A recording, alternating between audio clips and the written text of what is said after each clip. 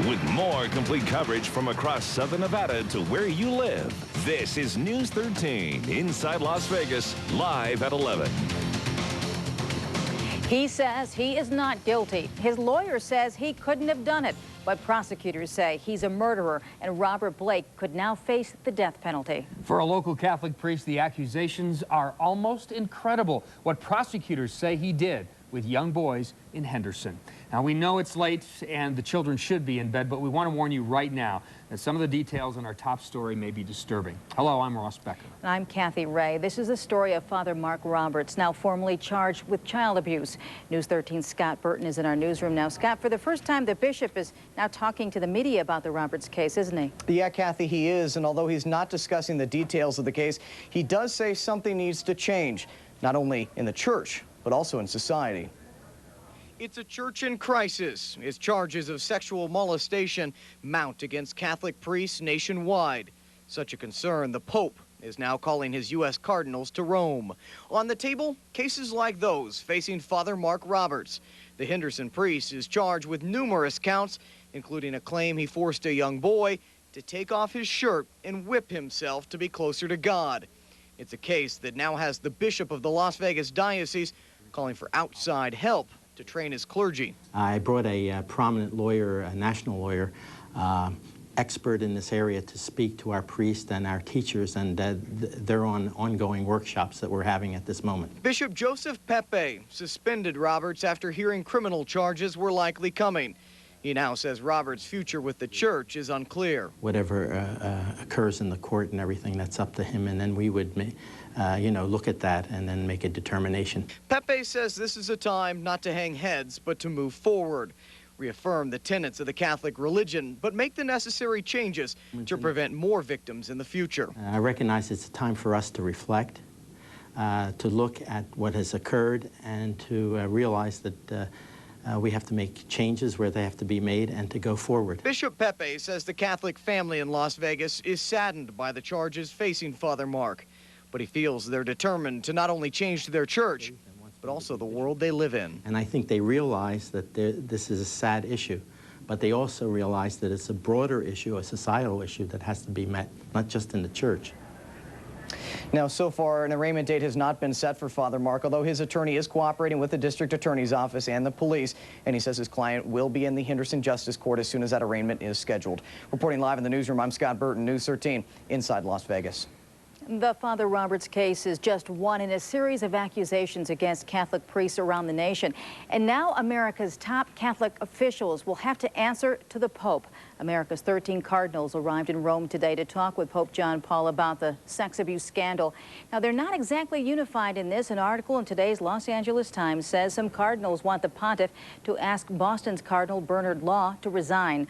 Law has been criticized for transferring priests after parishioners accused them of abuse. His Catholic colleagues hope this week's meetings will restore America's faith in the Catholic Church. I think the issue that we are facing and we need to address directly is the protection of children. That's number one. That's the first issue that we need to discuss. The cardinals know there is no quick fix to the problem, and right now they are looking to the Pope for some guidance. People are online also asking the United Nations to get involved in the Catholic Church scandal with an internet petition. It also calls for the Vatican to accept accountability for the cover-ups. The petition is being circulated online by a group calling itself Catholics for a Free Choice. If you're interested in checking it out yourself, go to www.catholicsforchoice.org. Another Las Vegas murder mystery tonight. It's a double homicide. It happened at 46th, and it's the 46th, rather, and 47th murders so far this year in the valley. The bodies of two young men were found in northeast Las Vegas. They had been bound, gagged, and killed execution style. Police scoured the area looking for clues this morning. No word yet on the victims' identities, where they're from, or why they were killed. It's just the latest in a string of unsolved murders. I think this makes 47 for the year, which is right on pace with last year, maybe up or down one. Metro tells us there were 137 murders in Las Vegas last year. That marked a 43% increase from the year before, and we're seeing the same kind of numbers again in 2002. Now, Kathy, to Los Angeles and the case of Robert Blake. He was in court today, a year after his wife was murdered. Blake is now officially charged with murder, but he still says he didn't do it. Mr. Braun, how does your client plead? Not guilty. All right, Mr. Robert Blake pleaded not guilty at his arraignment. He's charged with murder, solicitation of murder, conspiracy, and the special circumstance of lying in wait. That special circumstance charge means he could get the death penalty if convicted for killing his wife, Bonnie Lee Bakley.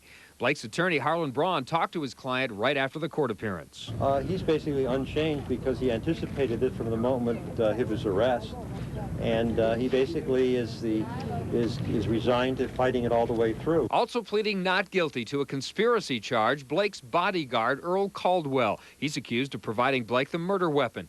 In their complaint, prosecutors say Blake shot his wife twice outside a Studio City restaurant last May with a 9mm handgun. Police say they found that gun in a dumpster. If the police can in a very hardcore way tie that murder weapon to Blake, I think that's fine. Prosecutors claim Blake had been planning the killing for several months, asking two different people to commit the crime before doing it himself.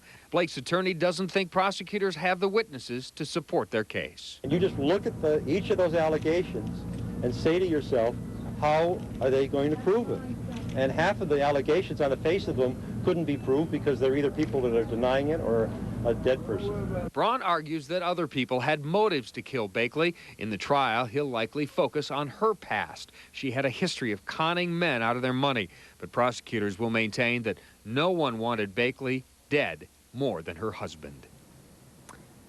And a new twist today. Prosecutors think Blake may have planned to kill his wife here. That's in Three Rivers, California. That's near Sequoia National Park. According to today's criminal complaint, Blake and his bodyguard visited the town without Bakley, I should say, in March of 2001. They say Blake went back alone just a month before the murder, but Blake spent time there as a child and owned property in the area. The only man charged in the September 11th attack says he would rather defend himself than trust his court-appointed attorneys. Today, Zacharias Musawi told a judge he wants to fire his attorneys because he thinks they're part of a plan to execute him. The judge ordered a mental evaluation to see if Musawi is capable of defending himself. He's accused of conspiring with the September 11th hijackers. Some new faces today at McCarran International Airport. You won't be seeing Argenbright security guards screening baggage anymore. A new company has taken over, Wackenhut Incorporated. A McCarran spokesperson says you'll notice the new uniforms, but no other big changes. Why the switch? The Federal Transportation Security Administration says Argenbright was to blame for too many security lapses after September 11th. And if you fly to Los Angeles, you won't see National Guard troops at LAX much longer. They're pulling out soon. Troops, however, will stick around McCarran through the end of May. Well, Earth Day is just about over. Did you do something for the environment today? A pair of Valley girls are turning the Yucca Mountain lemon into lemonade.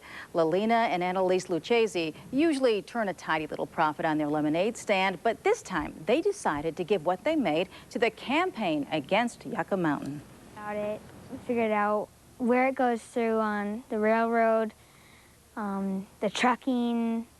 It's a scary thought, and anything could happen. Get this, those girls also gave away their allowance this month. All told, their donation added up to $92. Good for them. Yeah. Well, those girls are just two examples of how locals always chip in to help others. This is National Volunteer Week, and this week we are profiling 3 outstanding Valley volunteers. That's right. One of them is going to represent Las Vegas in June in Washington, D.C. They are winners of the Jefferson Awards for Public Service. Team 13's Christine Chang introduces us to our first Jefferson Award winner, Jessie Harris.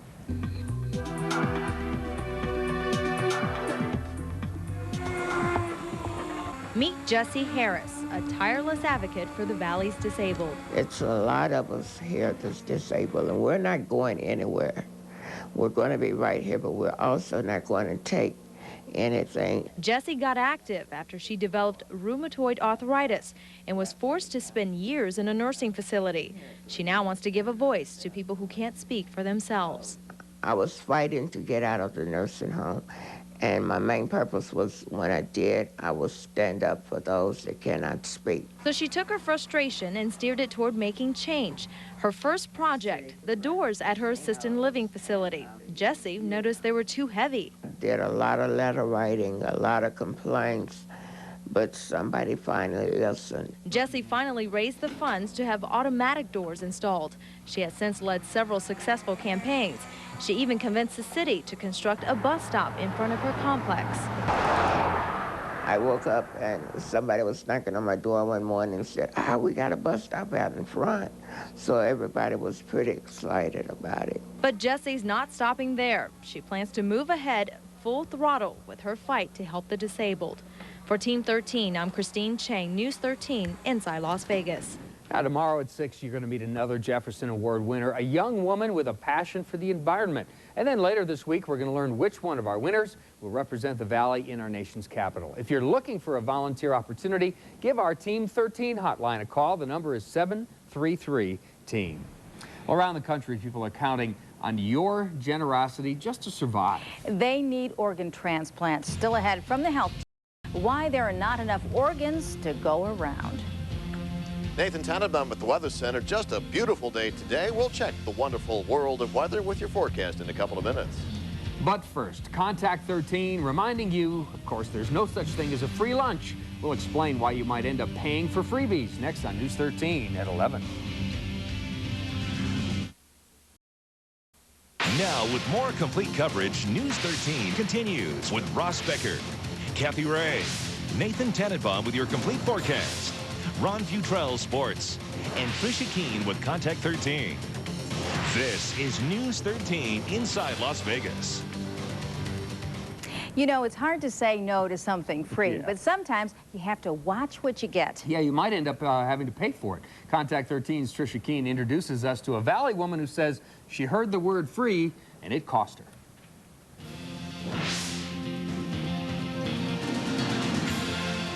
How are you doing today, ma'am?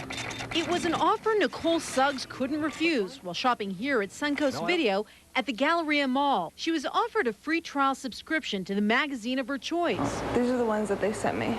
She went for the Dish on the Celebrities in Entertainment Weekly. They come every week, and it sounded really good because I read a lot of magazines. And as soon as this happened, I was very upset about it. Upset, Nicole says, because she was told by an employee at Suncoast Video she'd receive this letter stating she'd have to call a 1-800 number to cancel Entertainment Weekly.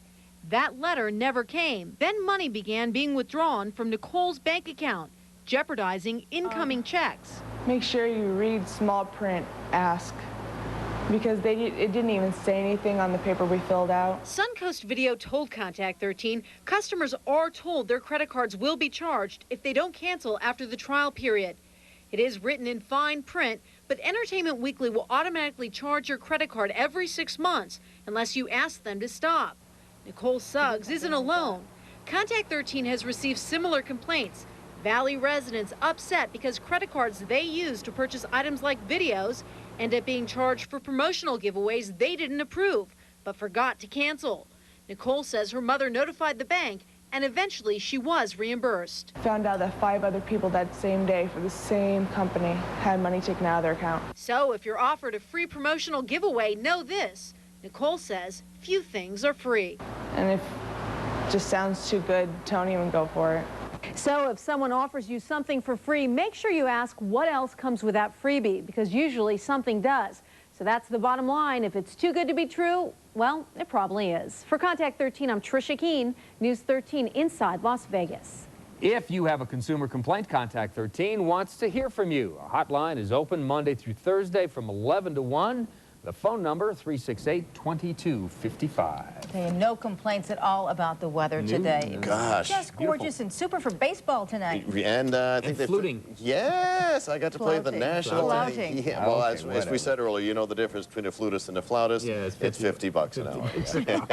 And we think the same kind of weather again tomorrow. There's one more home game in the homestand tomorrow night, so head on out to Canada. I won't be there playing the flute, but that's okay. Yeah. Just great to take the family and head on out. You bet. In fact, if anything, the high is going to be a little bit warmer tomorrow. Some neighborhoods may reach or get above the 90-degree mark. And even at this hour, we've just barely gotten below 70. Check this out. We are looking out at a lovely shot from Stratocam, and here at 11 o'clock, we've got 69 degrees, and really just a great night. Humidity is 14%. A little breeze coming out of the southwest at 7 miles an hour.